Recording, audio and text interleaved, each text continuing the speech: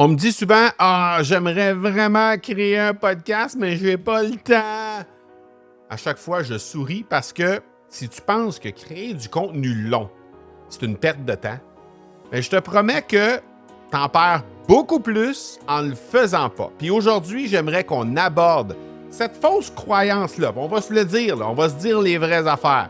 Cette fausse croyance-là que créer du contenu plus long prend plus de temps que de créer plusieurs contenus plus courts. Alors reste jusqu'à la fin de cet épisode parce que je te donne d'abord, évidemment, toutes les étapes qui vont te permettre de créer un contenu long qui va te permettre de pouvoir gagner du temps, mais aussi être beaucoup plus efficace. Tu cherches une façon de démarquer et tu as choisi le podcast pour y arriver.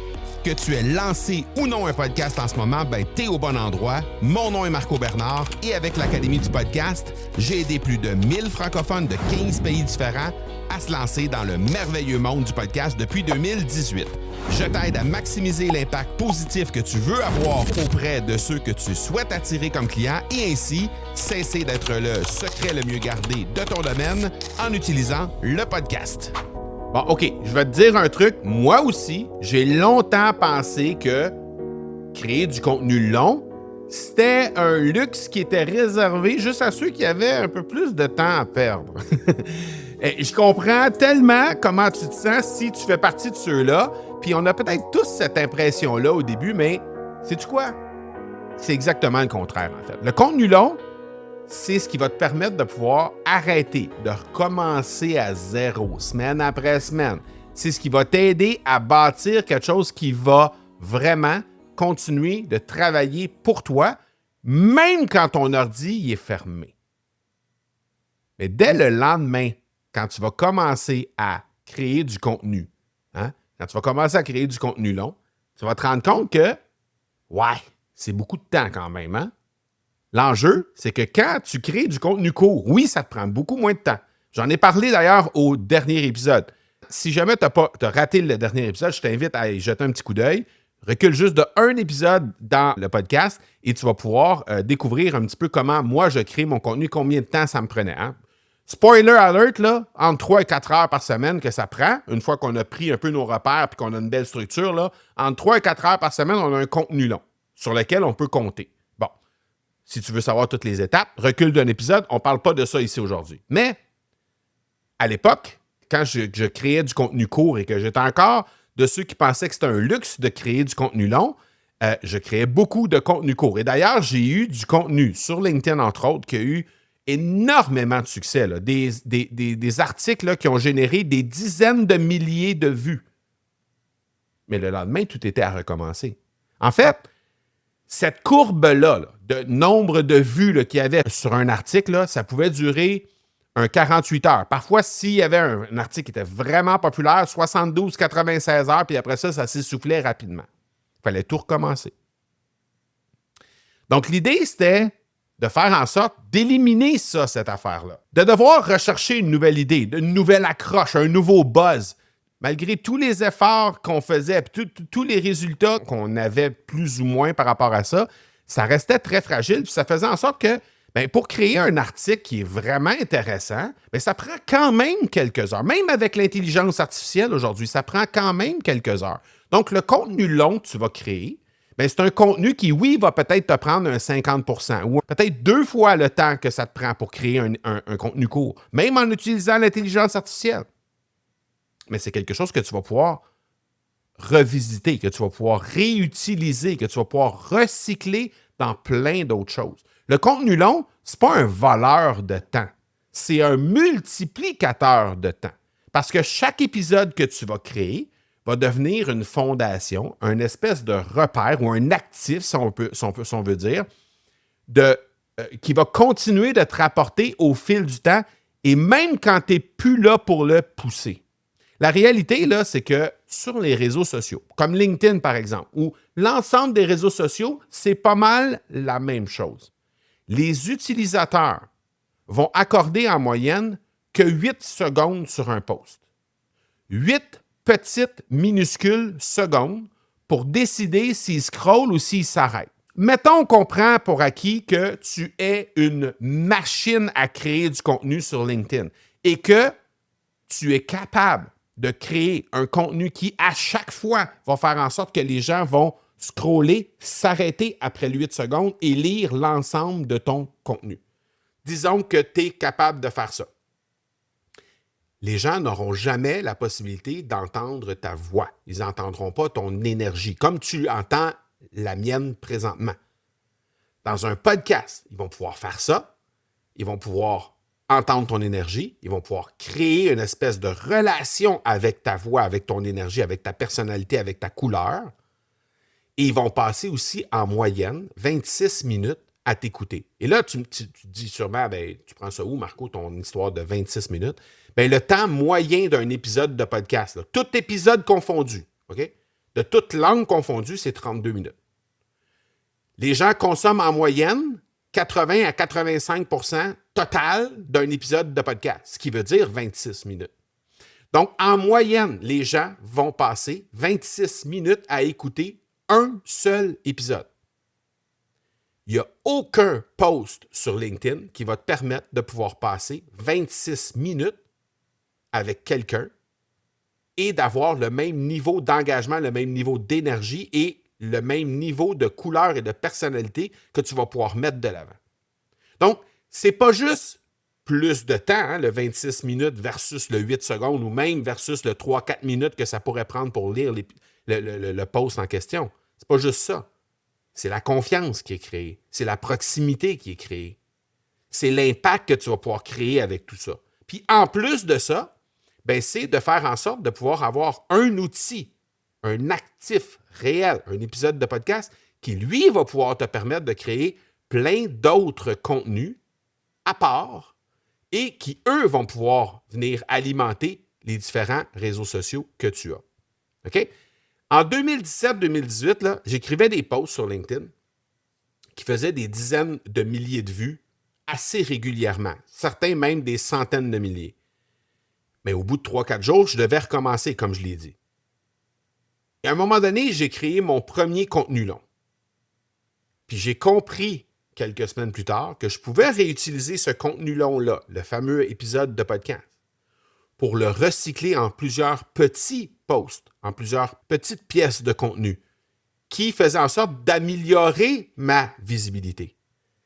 Je pouvais recréer un article de blog que je pouvais mettre sur mon site ou encore sur LinkedIn. Et tout ça, c'était une question de profondeur. C'est une question d'aller chercher la base, autrement dit, l'actif de base qui était l'épisode de podcast et après pouvoir décliner tout ça. Parce que créer du contenu long, c'est un peu comme planter un arbre. Hein? Faut que tu creuses, il faut que tu plantes ton arbre. Après ça, il faut que tu arroses, il faut que tu patientes parce qu'il faut qu'il y ait le soleil pour être capable de le soleil et la pluie pour être capable de faire pousser. Il faut que tu lui mettes un petit peu d'engrais. Mais il y a un bon jour où tu vas t'asseoir en dessous de cet arbre-là et tu vas avoir tout l'ombre qu'il te faut. Parce que c'est ça que tu vas avoir construit. Cet épisode de podcast-là, qui va vivre, cet actif-là initial, lui, là, il ne va pas s'éteindre en l'espace de 72 ou 96 heures maximum dans les fins fonds d'un algorithme puis accumuler la poussière. C'est pas ça qui va arriver. C'est que ça va être un actif qui va rester là, qui va rester vivant et que tu peux réutiliser à tout moment pour l'envoyer à un prospect, pour l'envoyer sur ta liste de courriels, pour aller chercher un contenu, pour recycler, pour aller chercher d'autres contenus et rediriger vers ça. Parce que pourquoi? Parce que ce contenu-là, c'est un actif qui vit à travers le temps. Et dans 5 ans d'ici, l'épisode que tu es en train d'écouter présentement, tu vas pouvoir revenir l'écouter, puis elle va être encore d'actualité. Pourquoi? Parce que ce contenu-là, c'est un contenu qui vit dans le temps. C'est un contenu qui va être encore d'actualité par rapport aux médias sociaux dans 1 an, dans 2 ans, dans 4 ans, dans 5 ans. Donc, je peux réutiliser ce contenu-là pour en faire des plus petits formats et continuer d'alimenter mes réseaux sociaux avec ça sans être obligé de recréer tout ça à chaque fois.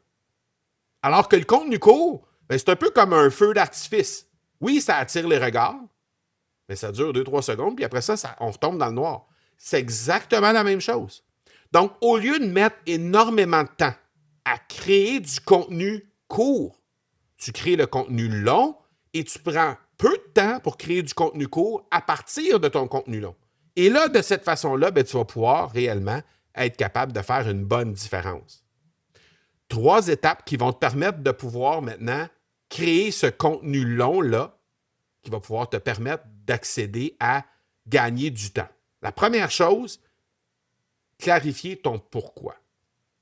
Pourquoi est-ce que tu crées le contenu? Pourquoi est-ce que tu es là? Pourquoi est-ce que tu crées ton contenu? Pourquoi est-ce que chaque pièce de contenu vit? C'est ça qui est important de créer initialement. L'intention derrière chaque contenu que tu crées, c'est le nerf de la guerre. Si ça, c'est pas clair, les gens vont juste consommer du flou. Tu ne veux pas arriver à ça. Donc ça, c'est la première étape. Deuxième étape, structure. Structurer ton contenu long pour faire en sorte d'être en mesure de dériver du court qui va avoir de l'impact. Parce que si initialement ton contenu long, il est flou, ce qui va arriver, c'est que tu vas créer du flou en petit format, en petite quantité.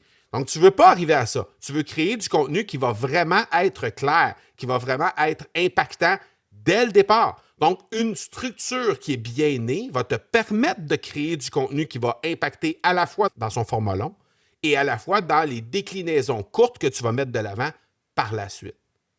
Et finalement, troisième étape, c'est les déclencheurs, c'est ce qui va te permettre, nous on appelle ça chez nous les déclencheurs magnétiques. On en a un arsenal complet. En fait, il y en a 39 différents déclencheurs que tu peux utiliser dans tes contenus longs. Okay? Ce que ça fait, les déclencheurs, c'est que ça garde l'attention vivante par des questions, par des statistiques, par des émotions. Ça garde les émotions et l'attention vivante tout au long de ton épisode de podcast. Parce que si tu crées ton contenu à partir, par exemple, d'une petite idée que tu pourrais avoir mis sur un post, hein, parce qu'on s'entend, là, créer un post, là, c'est 3, 4, 5 paragraphes de créer ton post. Donc, souvent, tu n'as pas besoin d'avoir autant de profondeur. Et si tu n'as pas autant de profondeur, bien, les gens vont s'essouffler rapidement ou ça va te faire un contenu qui va être très, très court.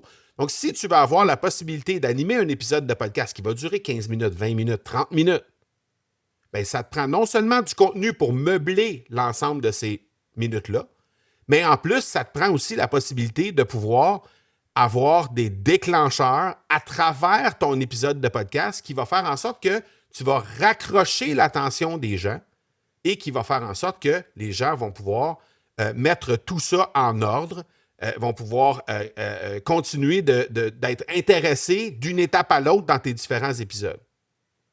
Et ça, bien, ce que ça fait, dans le fond, c'est que tu vas pouvoir avoir un plan clair de ton épisode, tu vas pouvoir raccrocher les gens à toutes les 3 à 5 minutes dans chacun de tes épisodes de podcast pour faire en sorte que les gens vont continuer d'être là du début à la fin.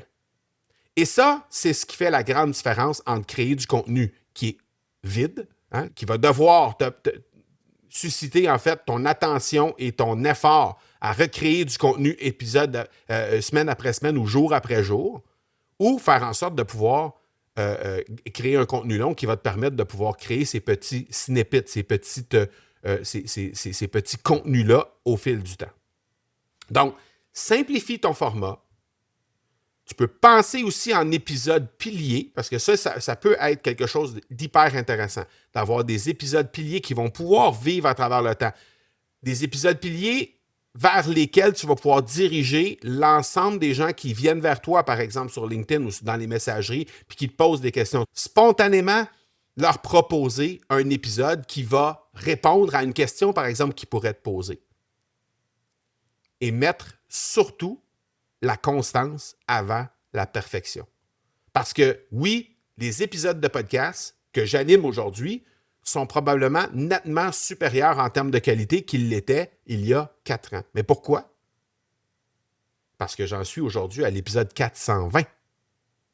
Bien, avant d'avoir l'épisode 420, ça prend l'épisode 1. Puis ça prend l'épisode 10, puis ça prend l'épisode 50, puis 100 et 200, et aujourd'hui 420. Donc, à partir du moment où on accepte que la seule façon de créer du contenu qui va s'améliorer, c'est de créer du contenu et d'observer comment ce contenu-là évolue, qu'est-ce que les gens apprécient de ce contenu-là, qu'est-ce que les gens aiment moins de ce contenu-là, et créer plus de ce que les gens apprécient, créer moins de ce que les gens aiment moins, bien, c'est ça qui va faire la différence.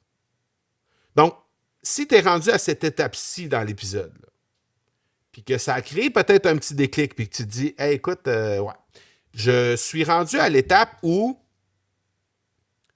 je constate que mon message mérite plus que 8 petites secondes d'attention. Puis oui, ça arrive de temps à autre que j'ai un article ou un post qui génère beaucoup d'attention, mais c'est un parmi tant d'autres. Puis ça, c'est de l'attention. Est-ce que ça crée réellement des résultats pour ton audience ou pour toi? Est-ce que ça crée vraiment de l'attention? Est-ce que ça crée vraiment des résultats? Est-ce que les gens se transforment grâce à ton contenu court? Est-ce que toi, ton entreprise se transforme grâce à ton contenu court ou est-ce que ça génère de l'attention, mais il n'y a pas beaucoup de transformations qui sont là? Mais dans tous les cas, si tu penses être capable de pouvoir créer ce contenu-là plus long, hein, si tu penses que ce contenu-là va vraiment t'apporter davantage que le contenu court à créer jour après jour, après jour, après jour, après jour pour avoir l'attention, bien, écris-moi le mot « déclic » en DM sur Instagram. Tu trouves le compte de l'Académie du podcast, tu t'abonnes à ce compte-là sur Instagram et tu m'envoies le mot « déclic ». Et ensuite de ça, tu pourras me dire un peu ce que tu veux bâtir, ce que tu veux faire entendre, quel genre de message tu veux mettre de l'avant. Puis, je vais te répondre personnellement. Là. On va voir ensemble comment on peut transformer cette idée-là en contenu qui va durer. Puis, il y a quelqu'un qui va pouvoir vraiment te parler de vive voix de mon équipe pour être capable de pouvoir regarder avec toi les différentes ressources qui s'offrent à toi. Donc, tu te rends au academypodcast.com/appel ou encore, tu te diriges directement sur Instagram et tu tapes le mot « déclic » en DM et ça va nous faire plaisir de pouvoir discuter de tout ça avec toi. Donc voilà pour aujourd'hui. J'espère que ça a créé justement ce déclic-là en toi pour te faire comprendre à quel point créer du contenu long aujourd'hui, ce n'est pas une perte de temps, c'est au contraire un actif incroyable qui te permet de gagner énormément de temps lorsque tu as une bonne structure en place et qui va faire en sorte que ça va te permettre d'avoir des actifs qui vont perdurer au fil du temps. On se parle la semaine prochaine. Ciao, ciao.